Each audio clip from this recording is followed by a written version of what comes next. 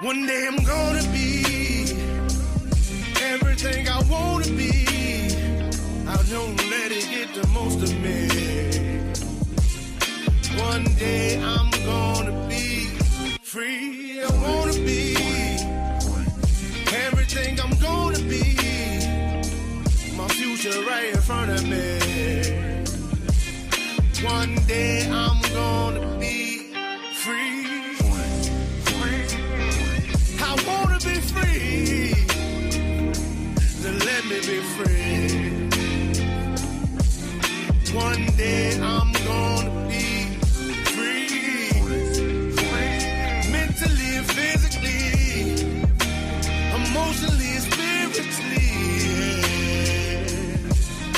One day I'm gonna be free. I'm standing at the crossroads. I'm feeling like a lost soul. Don't know where I wanna go, but all I know is I wanna be free.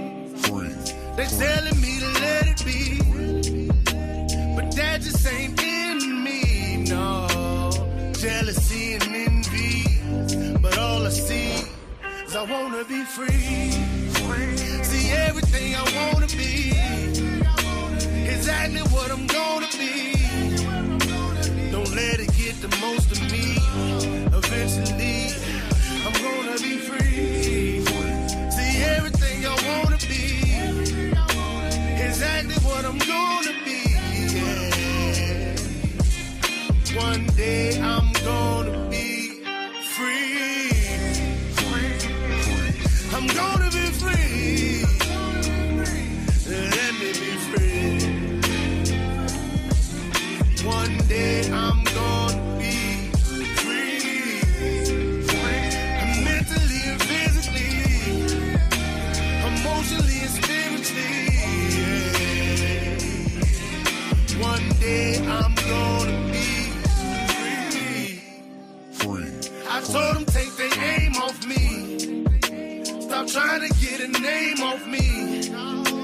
If they would just let me be, I'm gonna be free. I told them take them chains off me and throw away the locks and keys. If they would just let me be, eventually I'm gonna be free.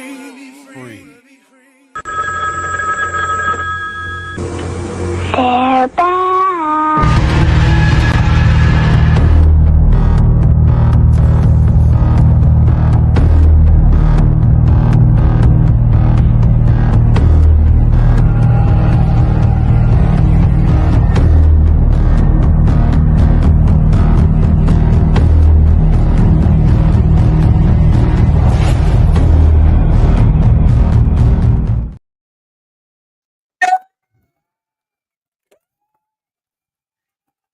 What's up? What's up with it?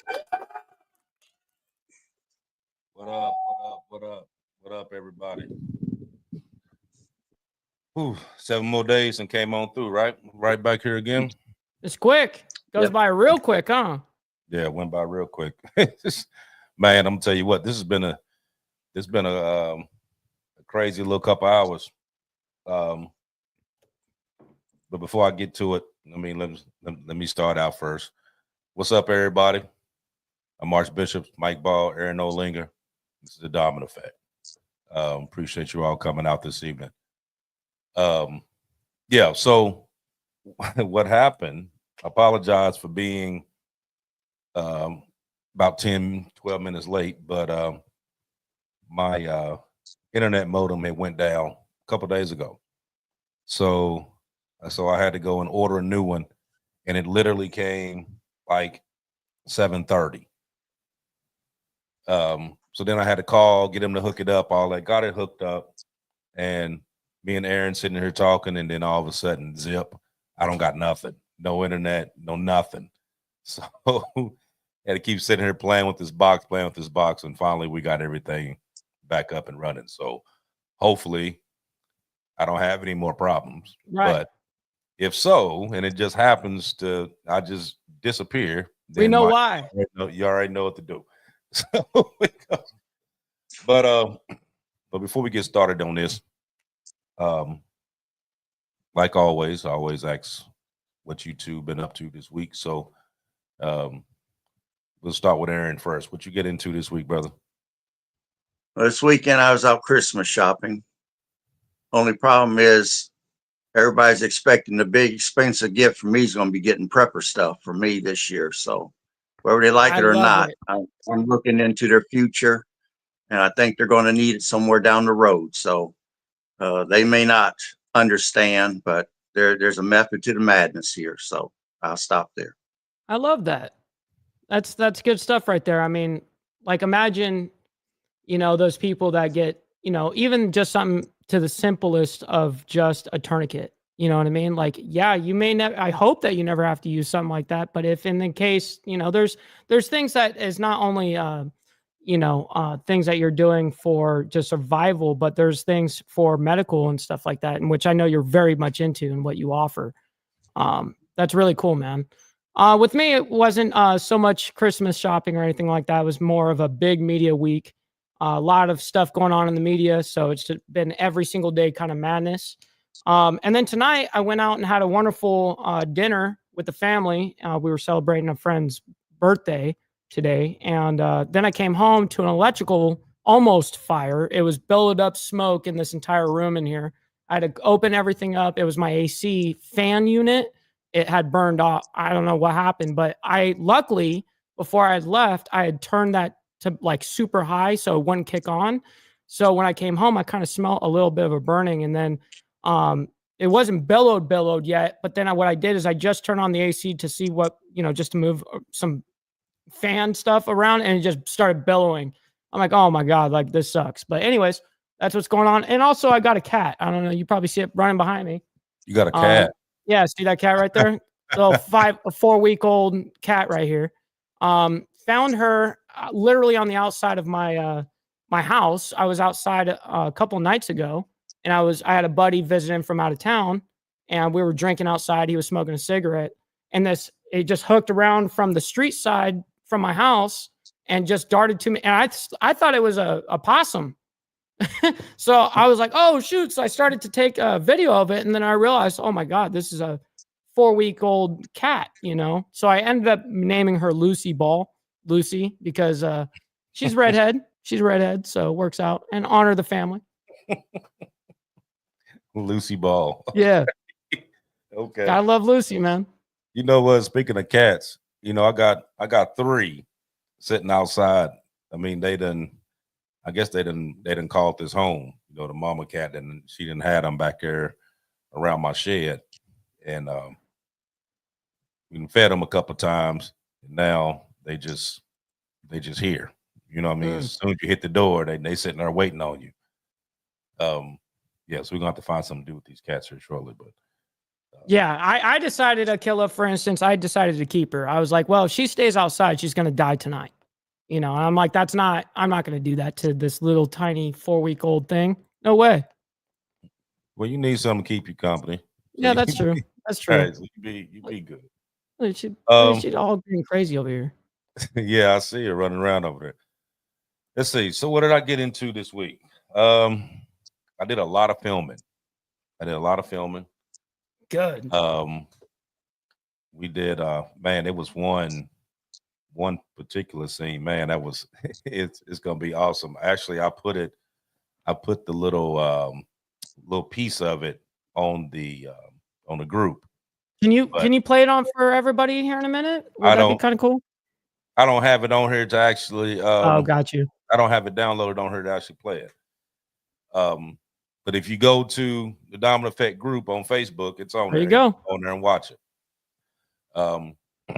Yeah, that was a real good scene. That was violent. Yeah, oh man, you got to see it for real. You got to see it. I love that stuff right there. It was, it was a violent scene, but you gotta catch the whole part of it in order to get it. But that's for the movie Standing on Business. They're almost done with that one. Actually, they're gonna make that a series. So that's gonna be the first part of it. And then they're gonna do a second part to that series. Right That's after they great news. finish this one. Huh? That's great news that Yeah. they're automatic. I mean, they're not even waiting. They're ready to go. Right. Oh, So that's as soon great. as they finish this one, I think they said they had like maybe 5 more scenes to go, and then they're going to be done with that one, and then they're going to the writers has already jumped on writing for the next session of it. So we're gonna see. I mean, it's gonna be all right. I mean, I ain't get killed in this one, so of course I'm gonna be in the next one. Hey, yeah, that's right. If you made it this far, you know that the story, Right. not forever. Right. So I mean, at least you know that you're gonna make it to the second one because you didn't die in the first one. So we good on that one. And then for the first one, Riding Dirty, they're doing the premiere on that one on the 23rd over in Tampa. And then shortly after that, it'll be on Prime. Nice. So Prime ended up buying that. So then That's humongous. So everybody be able to check it out then. But I'll keep you posted as to the exact day that it hits Prime. But yeah, but that's where it's going.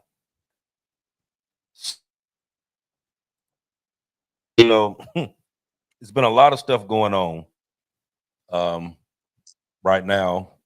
Here, there, most of the news that you're hearing is all about election and post-election and Trump and who he picking and all that. I mean, that's all you're getting. But there's some other stuff that's been going on. And the first thing that we're going to talk about tonight is the what's going on in Haiti with these commercial planes. So on Monday, there was a JetBlue flight coming from Haiti going to New York City. Right. And so when they landed at JFK Airport and they went through to do their inspection, they realized that there was a couple bullet holes in the plane. Shot up a little bit. Yeah, it had been shot up a little bit. So so then fast forward till day after that, there was a Spirit Airline plane flying from Fort Lauderdale to Haiti, and it got diverted because it was roughly about 550 feet from the runway before it started taking on fire. And then it took on a few bullets. Nobody were actually I think it was only one person was like a flight attendant that may have got some a little bit of debris from the either shrapnel or something that they came across that hit her, but they were okay. Nobody was actually hit by a bullet, as far as I've recollect. So they have since canceled all flights to Haiti until December the 2nd. Now everybody knows, which it's been a lot of stuff going on in Haiti. It's been going on for a while now. And sad thing is that they've actually tried to do stuff about it, but it's going for nothing, and it's all between these two. You got these two gangs called the G9 and the GPEP. So the GPEP is like the breakaway from the G9. So they're battling. And not only are they battling each other, but they're also battling the government. So they've basically taken over most of Port-au-Prince, which is the capital of Haiti. But the odd thing about it is, when I was reading up on some of this stuff, is that some of the actual government officials are also a part of this gang, which is weird. Damn. I mean, I've never heard of anything like that. But it said that thousands of civilians was caught in the crosshairs of these rival gangs, and the police are under-equipped, and a lot of them is unmotivated to even deal with the violence. And then too, you have some police that's directly involved with the gangs. They're actually members of these gangs. And like I said before, a lot of them are linked to a lot of the self-serving politicians and government officials. And what they're fighting for is control of the government. So they done put these gangs, and these gangs don't win against everybody. They're going against the government that they have in place now. And it's just been nonstop war there. You know what I mean? So you got thousands and thousands of people that's displaced, that's been trying to get out the country. And they've been trying to get out the country for a while now. You know, that's when you remember back about probably about a year ago when they had on the news about this big ship that was coming from Haiti, and it was loaded down with people. And how long ago was this? I'm thinking probably about a year ago. Okay, I do remember something about that, but I don't remember, like, I didn't cover it, right? So yeah, so like, so they found them, they got them over here, which, you know, a lot of them didn't make it. Some of them died along the way. But they put them in like this little camp, just kind of to secure them in one location, and then turn around and send them back. Now, which is weird, because right now you have a lot of the migrants that's coming over, and if they're in war-torn countries like that, then they're allowing them to come through. But these people here, they turn them around, send them back, send them right back into what they were running from. So back in October of last year, the prime minister there, Ariel Henry, he had asked the United Nations to come in to help him out. And but the last UN intervention that they tried to do failed miserably, because it was just civil war there. You know what I mean? You had people fighting from all over the place, which is why I was kind of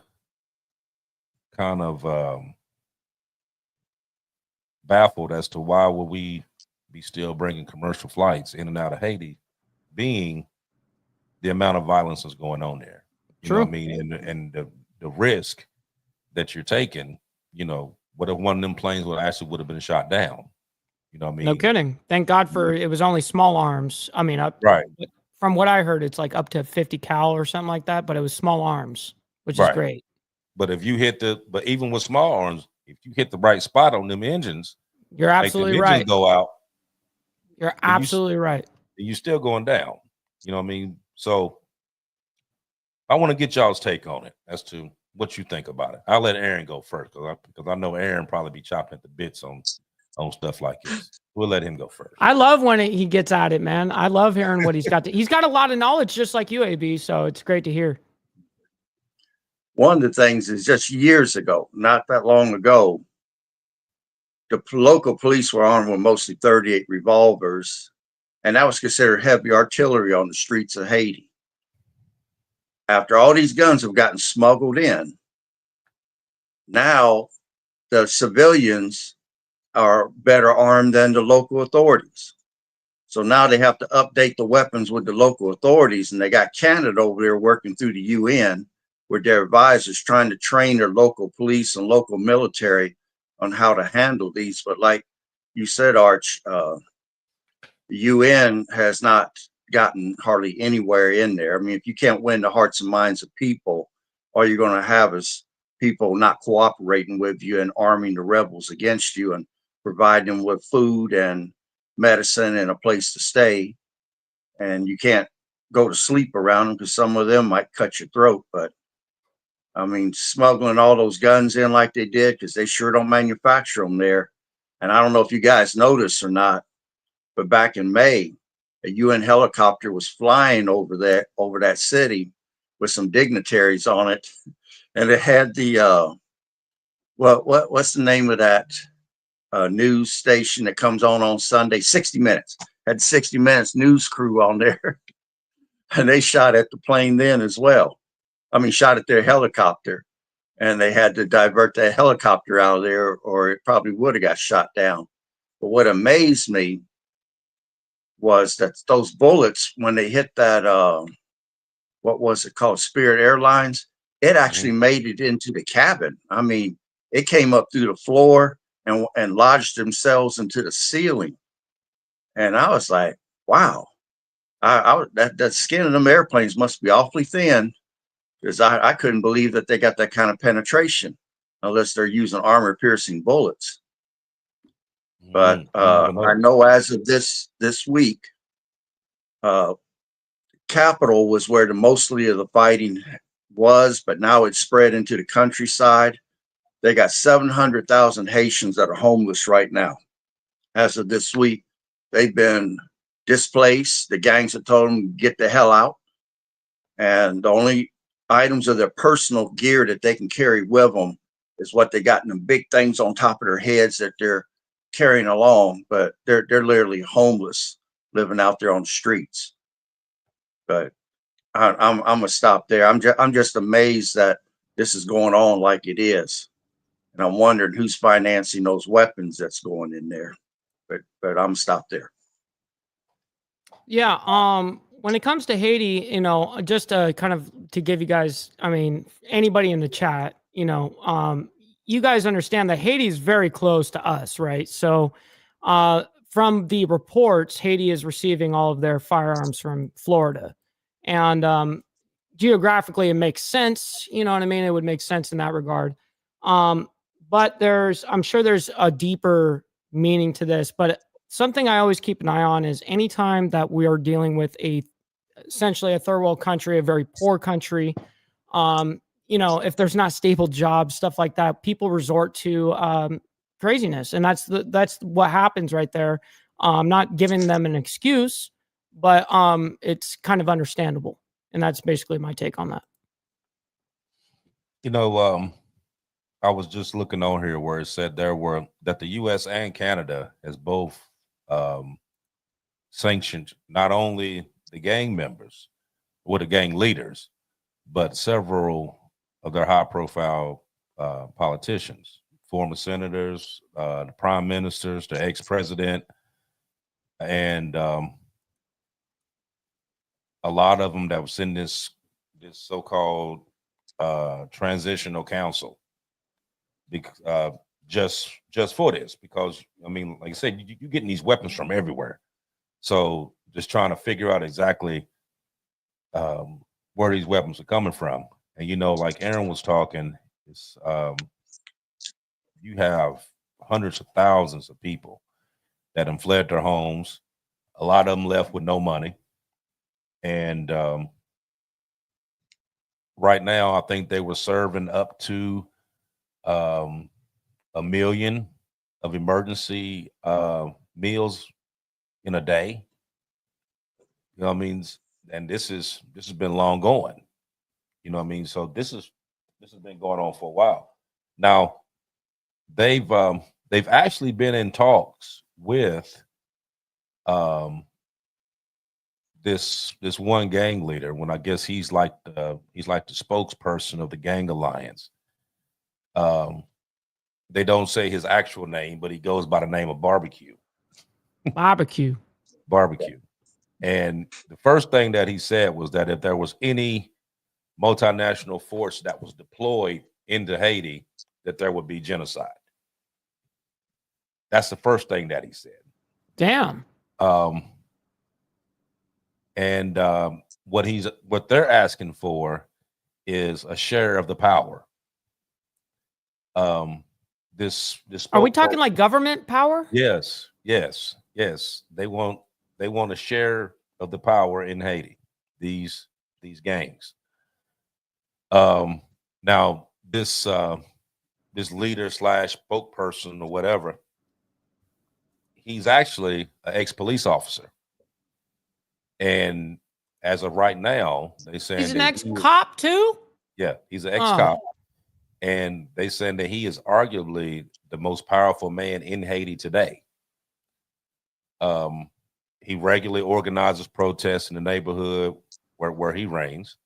So we're talking like a modern day Pablo Escobar. Basically, yeah. Oh, Give or okay, take. this is crazy. Give or take.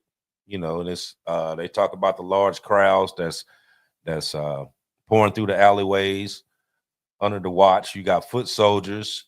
They throw out place cards.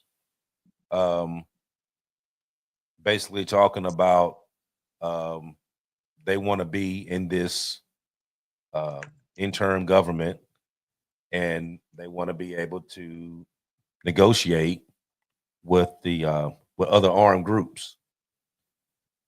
So it's a This a is plethora of this is different stuff deep. that's going on. Yeah, it's a bunch of stuff. It's that's not going just, hey, this just happened and that's it, surface level. There's many layers to this. on. Right, right. So like I said, there's a lot of stuff that we don't know, simply because they don't talk about it. You know, you may hear a little something here and there and be like, "Oh, this happened in Haiti," blah blah blah. Seconds, and then on to the next thing. But could you imagine? I mean, right there in Haiti, that's a modern war zone right there. Hell, we talking about Ukraine and what's going on in Israel and Lebanon and all that. Hell, Those places got money. thing. Those Right. places got money. So hey, we're gonna talk about them. Right. You got the same thing right there in Haiti. But the thing is, they're not battling any outside forces. They killing themselves. Right. Which is bad. I mean, that's hardcore. Mm-hmm. They're killing themselves. War against themselves. Right. Over power. You know, and because you got these two different groups, you know, and it's kind of like the same thing you have here, just like a Republican Democrat type thing. Not talking about the gangs, I'm talking about what they have there. Politics. Yeah. And of course they don't get along, and it was a lot of underhanded stuff that was done to the people of Haiti, which made the gangs jump in. So then when the gangs jumped in, then of course they put the military out and they put the police out, and then it became just a full-fledged civil war there. You know what I mean? And it's been civil unrest there for a good while. I mean, it's been going on well over, what do you think, about a year and a half, Aaron? Think it's been right around a year and a half? I think a little bit, maybe even more than that. Right. Maybe a little longer than that. And there hasn't been any help there. I mean, like I said, the UN tried to send some troops there. It didn't work. Yeah, they can't help themselves. Right. So they ran in right up out of there. You know, so you got so when you start seeing, you know, this mass flow of Haitians that then came over to the United States, this is the reason why they're here. At least people can understand why. You know what I mean? Like, hey, like this is why they're fleeing. Why is there an influx of Haitians, you know, within the last, you know, couple of years or whatever? At least people can understand and logically go, okay, I understand why this is happening. Mm-hmm. Hell, even the U.S. Embassy in Haiti issued a security alert saying that it was aware of the gang-led efforts. Of course, they know, and that they were doing that to block travel to and from the capital, Port-au-Prince, and which may include armed violence, disruptions of the roads, ports, and especially the airports. The security situation in Haiti is unpredictable and dangerous, and the embassy alerted continued, further noticing that the U.S. government cannot guarantee your safety traveling to these airports, borders, or during any onward travel. You should consider yourself your own personal security before traveling anywhere in Haiti. So, you know, Haiti used to be a big a big tourist place. I mean, a lot of people. That's what I go heard. there. I heard it was like a big place that people wanted to like go to and like travel to. It was like a travel destination. Mhm. Now, was that like a leadership issue? Like what changed there? It was basically like let's put it like this. So you had a corrupt government that was basically fleecing all the money, wasn't giving their people anything, and the people finally got tired of it. Well, they couldn't these individuals, people couldn't just jump up and say, okay, we're gonna do this. I mean, of course they protested it, and, did the little riots and stuff like that, but that really didn't hold much ground because you had the police and the military that was backing them off. Well, then you got the gangs, they joined in. When the gangs joined in, the gangs had more firepower than the police And they did. probably got more money than the government does. Yeah. That's Yeah. got to be like a huge counterbalance. Mhm. Like, whoa, that's out of control.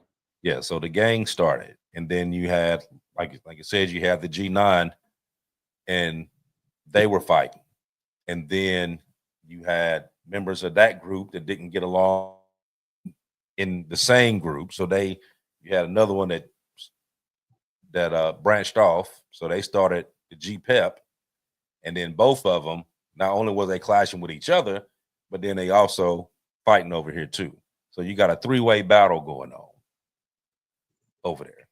And from the looks of it, it doesn't look like there's any end in sight anytime soon.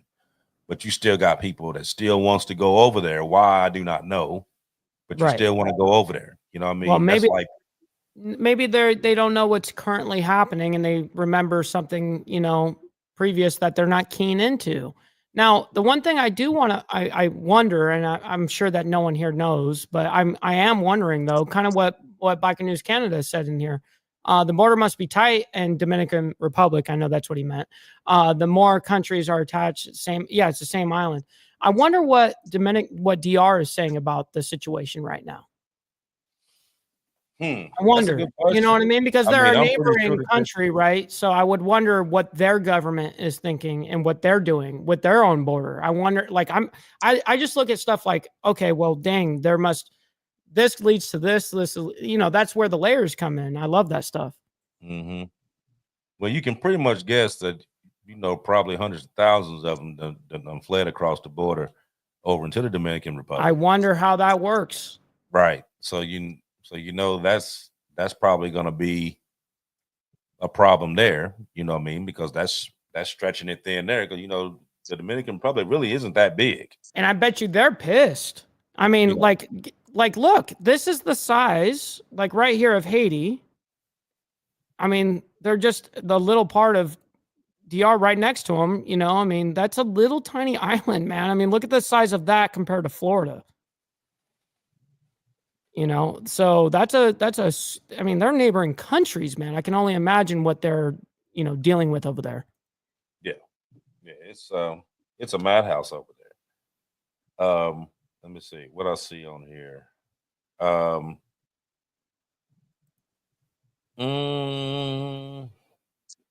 Trying to look and see if I seen anything else on here that we should actually bring up about this place. Well, I'd like to add one thing to it.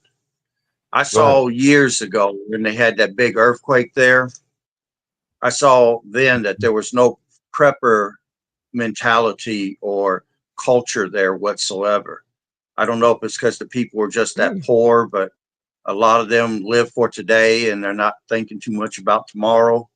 And when this civil unrest started, and the thing about civil unrest, once it gets started, it moves rapidly. And whoever can organize the fastest, put together groups or bring groups together to make one large force, those are the ones that's going to control things in the long runs. And somehow get money. People who wait to the last minute are the ones that's going to get overrun by the numbers. And then they're going to take your stuff from you. They're going to take your home from you like they're doing these people they'll sell the properties or whatever to get whatever money they need to continue to maintain their rebellion, revolution, whatever it is that they want to call it. And if nothing else, they can sell those lands to corporations that have come in there and try to mine or do whatever to the natural resources. But if you control the majority of that country, you can negotiate with the corporations, and you got nobody you got to move off the land because you've already moved the people. So I feel sorry for the people that live there. Man, but I sure hate to try to go into Dominion Republic because I know they don't want them. That's going to collapse their economy, and Right. it'll probably be quite rude to them on the border there. Probably get the business in or something shot at them a little bit to try to keep them across the border. But I feel sorry for those people that are getting caught up in all this power grabbing that's going on. I think you Well, you- called it, Aaron, you know, with that, Papa Penguin even said when you're living in a subsistence, basically a sub level, you are focused on making it through the day. You're not necessarily thinking about your 401k, you know what I mean? You're not necessarily working on any of your retirement, you know, you're just like, man, I just need to feed my family today. We're starving today.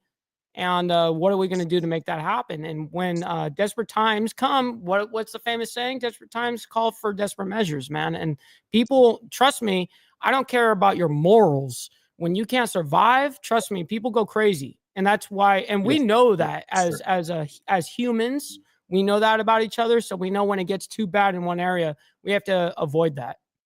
Mm-hmm. You know, I seen a thing here. It said that just getting basic supplies such as food and fuel in Haiti is a daily struggle. Major roads, supply routes to and from the capital are all but frozen. The risk of kidnapping and murder at the hands of gangs are still too high. More than 4 million people are living in acute food insecurities. The efforts are particularly hard on the Haitian children. Haiti is not at risk of being forgotten. It has been forgotten. You have the WFP, which is the World Food Program, that says that they only have enough funding for emergency operations for just another couple months. And after then, they're going to be tapped out. Well, again, another thing you may want to ask yourself too, one thing, you know, like we were just talking about Haitians going over to the Dominican Republic, but you got to remember something too. Dominicans and Haitians don't really get along. No, they hate each other, in fact. Right. They don't get along with each other. Yeah, they don't like each other. They don't like them. You going over there, they doing the same thing. Like yeah, they're not welcoming. They're not like, hey, come on in. Yeah, that's not happening. Yeah, they're not welcoming them in with open arms. I mean, I'm pretty sure you got, you know, a lot of them that have snuck into the Dominican Republic, but they don't actually get along. You know, so you gotta think like this is the same land. You might be on the same land on the same island. You got two different. When them borders are introduced, man. Right. And they don't get along for shit. That's no joke right there. Man, that's unfortunate, you know, because I know at the end of the day, this boils down to a money issue. You know, if everyone was making money and everybody was doing their own thing and their economy was doing good, you think they're going to be shooting at some American Airlines? That's not going to be happening. They're not going to be shooting at some. That's just, listen, man. That's what people do. You know, they get crazy at the point where there's no money, man, and that's something that's really unfortunate because there, like I said, man, there's no morals in survival because it is survival of the fittest, and I do have to give you credit to Jason for saying that because that's exactly what it is. Sad. Mm-hmm. Go ahead, Aaron. Well, I like to say in Jason's case, I agree what he's saying, but I differentiate my wording a little bit. It's not the strongest that's going to survive. It's not the smartest that's going to survive. It's the people who can adapt to change the quickest. Those are the people that are going to make it. And right now, if those people tried to prep, they couldn't. The country's a black hole, just like Muammar Gaddafi. When they took him out, ever since then, Libya's been a black hole. when they took out Aristide, and he was a strong man, even though he might have been a killer of many things, he maintained order there. Haiti has not had order since Aristide was taken down, and it's turned into a black hole. If you wait till the last minute to prep, you waited too long. If you're prepping, you want to do it during good times, like what right now, what we're enjoying in the United States. We're enjoying a certain lifestyle. Now, when things is good, is when you want to put things back and prepare and ask yourself, what if this happens? What if that happens? How am I going to respond? I mean, if food's going to be an issue, bluegills, chickens, and rabbits breed the quickest of any animal, and they require very little feed. And if you live close to the waterway, you can fish for your food. But if you got no way to create a renewable food source, then hell, as soon as you run out of food or water, you're done. I don't care how many guns you got. So right now, that place is a black hole. And if you're not a part of a gang, you're a victim. And I'll Dang, stop that's there. heavy. That's heavy. When you know it's to that level, yeah, that's hardcore. Right. Yeah, but Haiti's been messed up for a long time. You know what I Yeah. mean? And even back when Hillary Clinton was the Secretary of State, you know what I mean? She had her hand in a lot of the shit that went wrong. Mhm. I ain't gonna go into all of it, but it was a lot of underhanded shit that the US did down there during that Oh, time. I'm sure of Well, that. I'm sure of that. yeah, it was a lot of underhanded shit that went on there. So We kind of have our hands in almost damn near everything, right. you know. So Right. Which is probably one of the reasons why they don't really talk about it. You know what I mean? You don't really talk about it Well, because you got your hand in it. well, and also it doesn't make you feel good as a country, I'm sure, to start reporting and telling bad things about yourself either. And I'm sure that, I mean, if they're doing great, they would want to promote that. But when stuff is going down, I'm sure that they definitely try to keep things under their own nose rather than the world's too. You know, I'd imagine because they're probably not proud of that as a government. Mm-hmm. Yeah. Yeah. It's been it's been an ongoing struggle there. You know what I mean? Like that part there, that stuff there been going on for decades. This actual what they got going on right now, this has been going on for the past, I'd say probably about 2 years. You know what I mean? Somewhere around in there where it's got extremely bad. Right. Extremely bad. When they're trying to overthrow the government and the whole thing. That's all been going on here the past couple of years.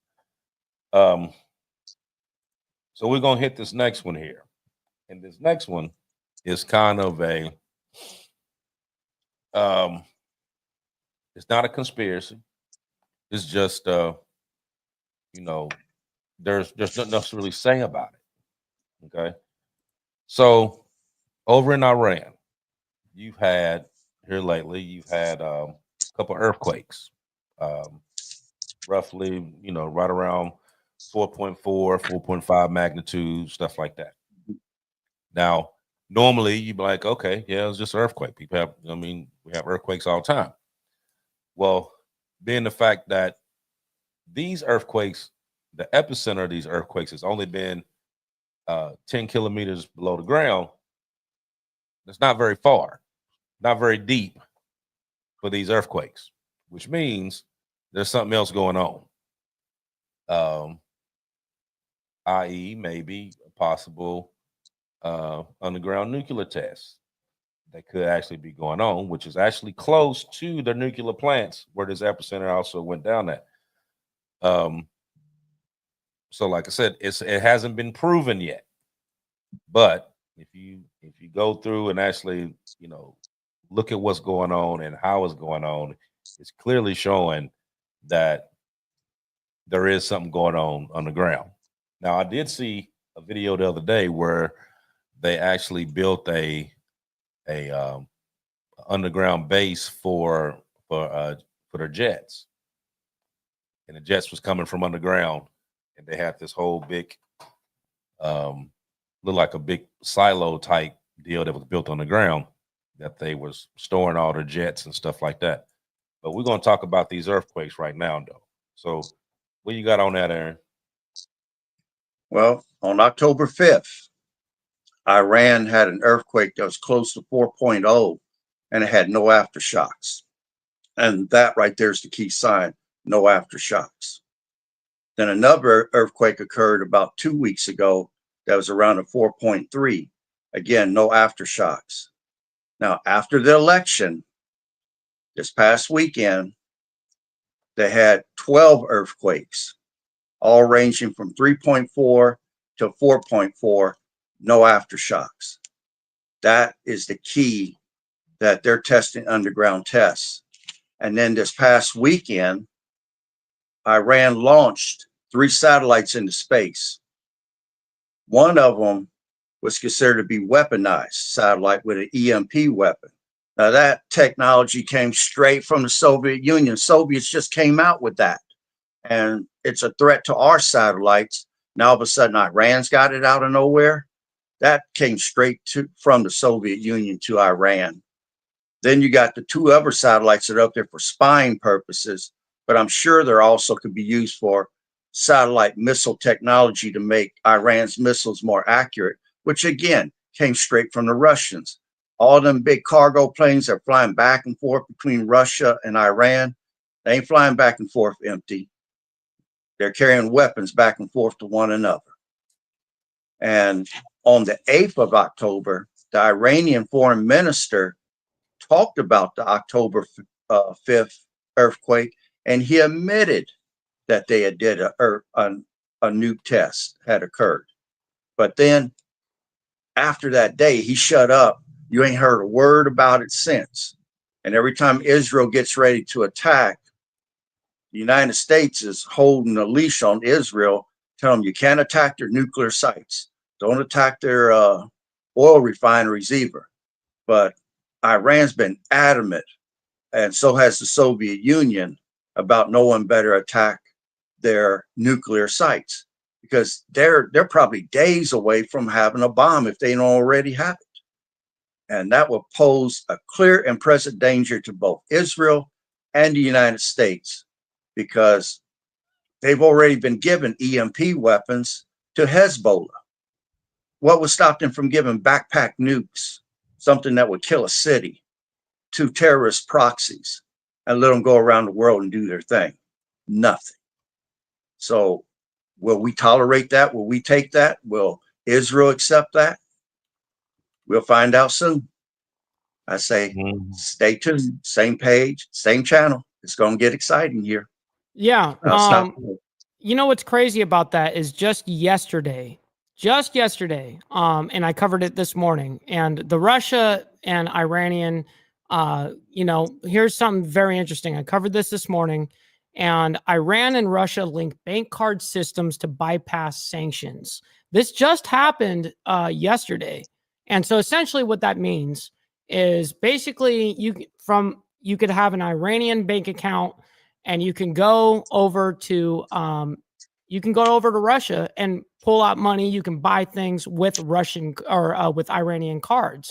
And so we can see the correlation in who's really being allies together. And you can see through the BS. And bypassing sanctions like this is a huge deal. And people, for instance, the mainstream media did not cover this at all. Like, I had to do the digging on that and find out about that, because there is nobody talking about it, including every single YouTuber out there. I was the very first one to report on that. And it's very interesting watching the ties of such as what Russia and Iran has been doing.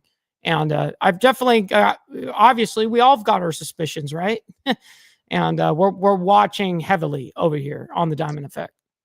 So you saying that they have an actual link card, so like they can? Correct. So they basically I can buy stuff there, you can buy stuff here. Yep. And basically they replaced Swift, which was their like system or whatever, with something called IMC or something like that. I'd have to double check the abbreviation or whatever it is, but they're replacing it with their own system so that they can use their own currency essentially.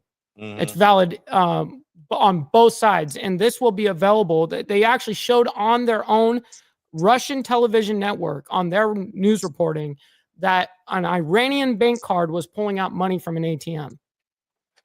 Oh, wow. Yeah, no. It's proof. It's done. And it's actually being implemented next month. There was. And see, I'm going to say to that you can only use sanctions so many times against a country before that country will take measures upon themselves to grow their own food, do their own currency like the BRIC Alliance. No kidding. They will find a workaround. So when you weaponize the sanctions and you start putting embargoes and sanctions on people, I mean, we put sanctions on Cuba to collapse their economy, and we did for a period of time. Now they're coming back. They're growing their own stuff and they're getting financing from Russia. So those sanctions are only limited. So anytime you hear a politician say, well, they don't act right, we're going to put sanctions on them, they don't have the same effect anymore. So that's almost a waste of time. And then I don't know if people know who Nostradamus is. You might believe in it. The man who foresaw tomorrow, made predictions from the Renaissance times that everybody knows about him. This guy, in one of the passages he had Iran standing next to the Soviet Union firing missiles on New York City, the United States. And I mean, he named it. And I was amazed that a guy back then could talk about a country that didn't even exist, which was us, and that we would be attacked from Persia, which is Iran, and Iraq. That makes up Persia. And if you look into the book of Revelations in the Bible, there is no mention of the United States during the bad period. We either have to be wiped out and be third world as a world power, or we don't exist no more in the final times. So a battle has to take place that takes us out, or takes out where we can't fight as well as we once did. And we got so many people coming against us now. Now is not the time to defund the military and to downsize the military. Our enemies are rearming themselves. They're coming out with new weapon systems. And then on top of that, they're joining forces with each other to come against us. And seeing that they're trying to increase the size of their forces, we don't need to be decreasing ours. I think that's retarded that that's even happening. With EMP weapons, we could lose our technological edge. And in a war based on numbers, we don't have the numbers to take on China and Russia combined, let alone Iran and North Korea. Yeah, no and kidding. Right now, all of them can reach us with their missiles. The fact that Iran put those satellites up into space, if you can put satellites into space, you can lob missiles over here at us. So people need to recognize that there's a clear and present danger, and our government may not be telling us to prep, but overseas in Russia, China, Germany, Great Britain, they're telling all their people to prepare for war, start putting food and water back in other things. And we need to be doing the same thing. We need to have a prepper culture here in this country. And I'm sorry to say that I'm not seeing it. I'm just not seeing it. But I'll stop there. Hey, Mike, when you was just talking about the that they were doing this to go around SWIFT. Yes. Because of course, Russia and Iran both got sanctions and stuff like that. Russia the most, where they got, where the U.S. had them taken off SWIFT. But if you remember, you said you was trying to figure out the other thing that they were using. Remember a couple of weeks ago, I was talking about when we were talking about the BRIC. Remember, I was talking about this thing about this. We did that like only 3 episodes ago. Yeah. Right. You remember me talking about that Project Bridge? Oh, yes. Okay. So this correlates here? They were, right, because it offers an alternative that is designed to be politically neutral, allowing central banks to enforce their own sanctions rather than having a centralized body like SWIFT. Yeah. To impose. So they're going, and this particular platform has been it's been actually activated for about a month now. So it was just a couple of weeks when we first reported on this. Damn, we're on it like this, dude. Yeah, so that's probably what they're using. Totally. to be able That's to go insane, around huh? still. Right. Yeah. Look how As how soon as they're you in said bed that, I'm now. like, hold on. That's why I started going through my But notes. yeah, you Hold won't on. see that on news, big news coverage. You're gonna see blogs about this. Yeah. Yeah, that's what's crazy about the whole thing is nobody's talking about it. You know? Right. Yeah. Yeah. Over here on the Diamond Effect, we get real with all of you guys. So I'm gonna give a big W to the Diamond Effect. You know what I mean?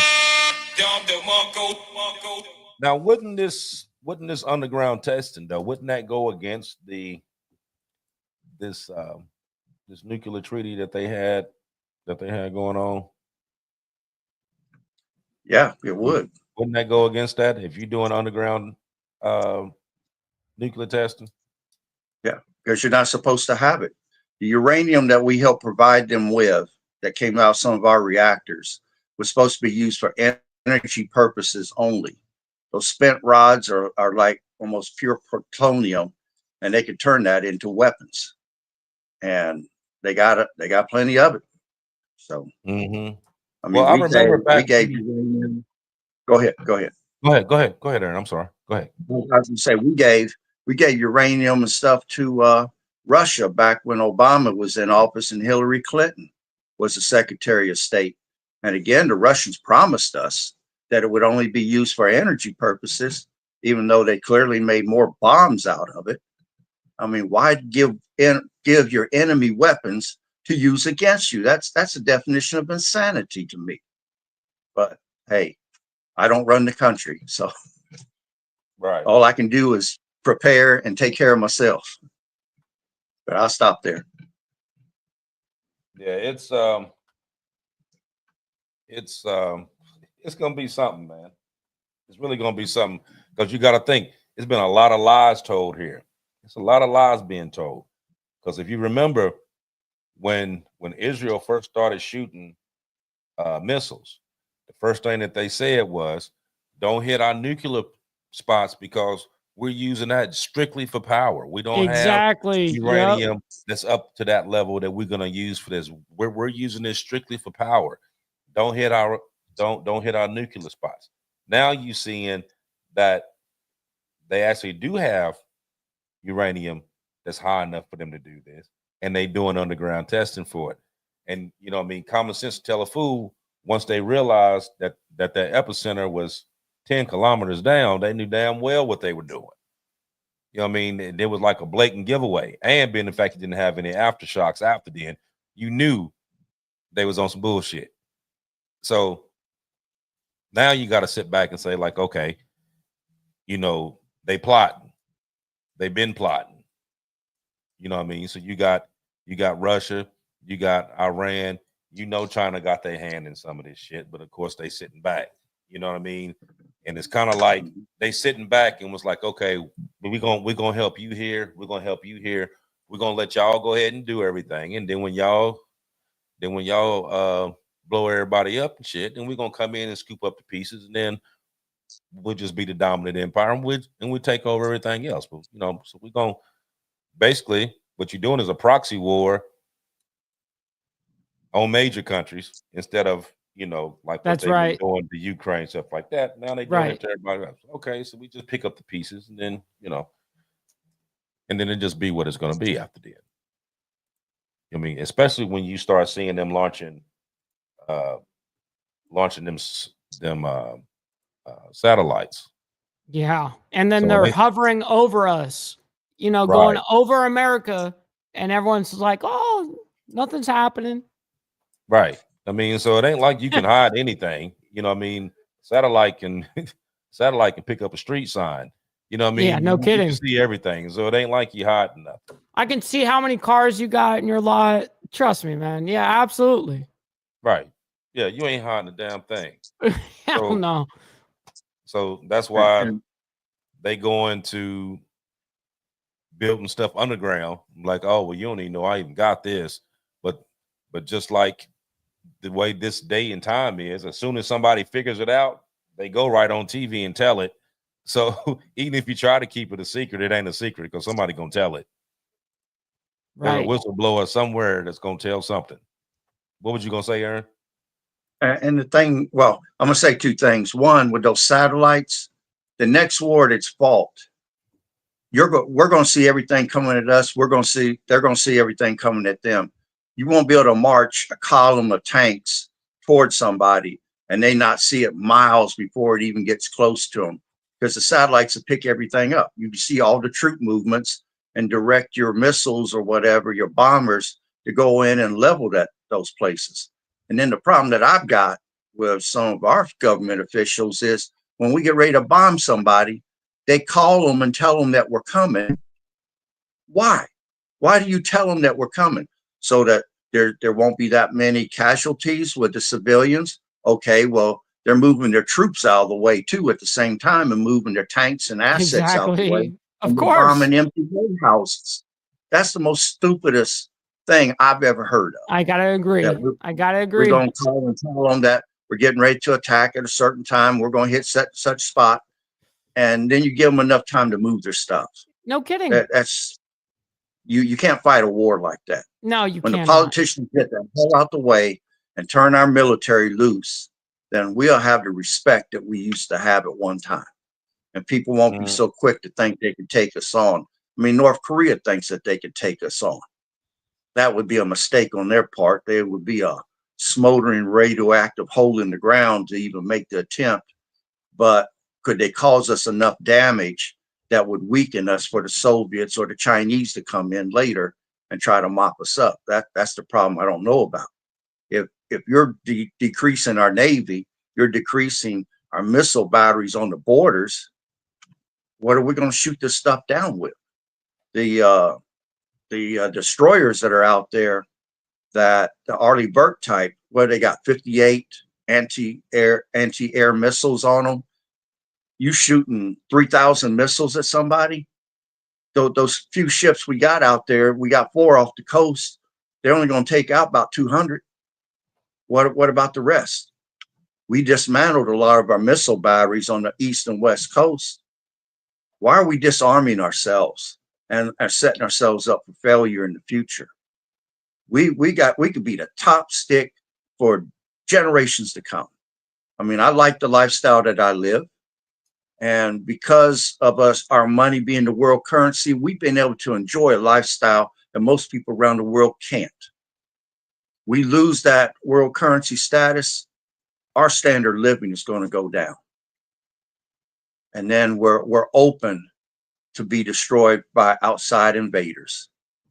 But the one thing that we got in our favor is that Second Amendment. I hope everybody exercise their Second Amendment rights, because there's 78 million Americans with guns. Even the general that set up the Pearl Harbor attack, that they named a battleship after, I can't think of his name. He flat out said, when they asked would Japan invade the United States, he said, nope, because there'd be a gun behind every blade of grass. And we are the most armed civilians in the world. Anyone come in here, even if you defeat our military, you still got to take on 78 million armed Americans. That ain't going to be no easy job. Hell I'll stop no. there. And out of those Americans that do have those firearms, we have more guns than people, which is crazy. We actually have more registered guns in this country than we have citizens, which is absolutely amazing. You know, you can imagine that every gun guy, may have, at minimum, obviously 1, but 2, 3, 4, 5, 6. Yeah, it's absolutely amazing. What the state of affairs is going on right now, you need them. Yeah, like I said, if if something bad happens, let's just say, power grid or something like that, FEMA ain't gonna come to your rescue. No, you're right. You're gonna have to fend for yourself. You're gonna have to protect your property, your house, and your family. Best way that you know how to do it, because after 3 days, all hell gonna break loose after then. It will. So you saw how people in America handled no toilet paper. Could you imagine if it got serious for real? Right. You know what I mean? If it got for real serious, like that was not even serious. That's just Americana getting crazy. If we actually had something bad that went on here, it would be widespread panic super quick. And the reason why, as opposed to a lot of these war-torn countries, they're used to it. We never had to deal with that. You know, those of us that was in the military, we went to other lands and fought. We didn't have to fight here. You know what I mean? You didn't have that particular type of situation going on where you worried about somebody bombing or a missile flying over your house or, you know, your children being abducted by gangs and stuff like that. We never had to deal with anything like that. You know, so if something did come over here, you know, any kind of attack or anything like that, because we never had enemy boots on this grounds over here doing that. You know what I mean? So you need all the guns you're gonna get because right now, military spread it out everywhere. They spread it out everywhere. So if somebody did decide to do something here, who's gonna be the one that's gonna be your first defense? It's gonna be the regular folks. That's what you're gonna have. People that are, you know, just like I was saying this morning, if you don't have a second, you don't have a first, you know, and unfortunately, a lot of these countries think they have a First Amendment right, you know, to freedom of speech or whatever the case is for their country. But if you're not able to back that in force, unfortunately, you're just, the government at any token can just go, yep, you think you have that? Here it goes. It's gone. Now what? Now what? You know, yeah, see, that's what Aaron said. Absolutely. Protect the Second Amendment at all costs. Yeah. You know, this was a pretty good show tonight. We're gonna wind it down for the evening. We need to actually like look into what's going on over in Haiti. Not just the fact that an airplane got shot, but the fact that there's hundreds of thousands of people over there that's not only fighting for their lives, but they're starving and they're not getting proper help. And their government is basically null and void. You know what I mean? They're trying to do what they can do, but they're out. They're basically out. You know, I said the last thing when I was talking about we never had to go through that because it's kind of hard for someone to understand what someone else has went through if you never had to go through it yourself. Facts. So stories like this is what we need to like pay attention to. Even when you don't hear it in the news, just look it up and just see what's going on Exactly. right now. Because they're not going to talk about it. They're not going to talk about it. But as always, I appreciate each and every one of you coming and watching. Oh yeah. I got a couple little cash apps. I got a $5 from Steven Stahl, and I got a 45 from Preston. Yes, sir. Let's go.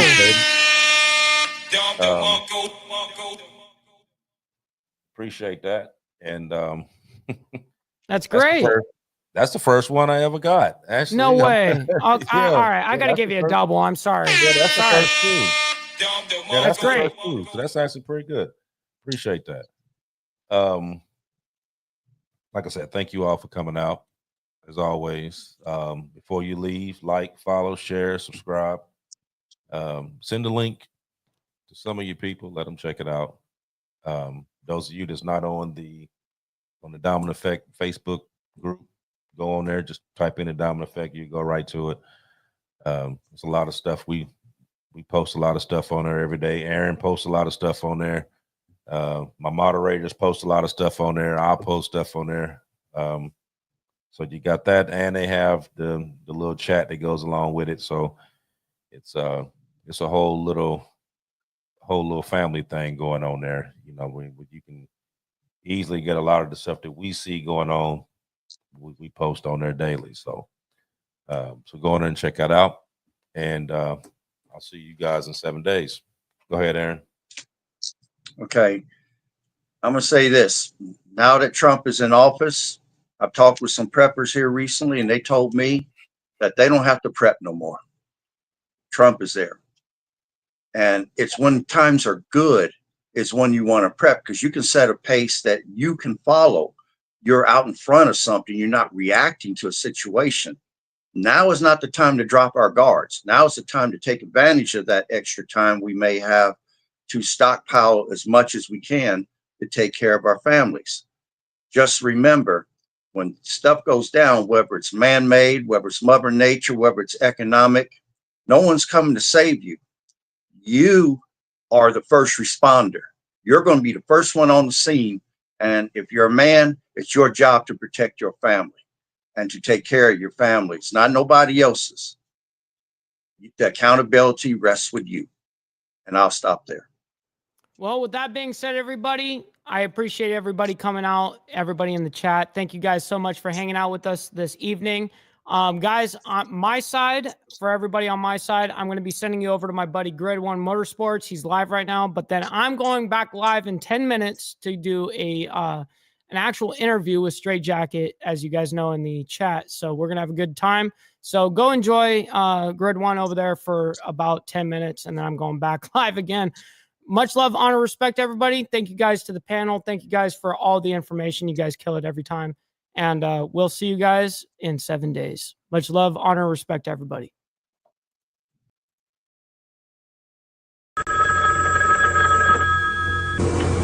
Fair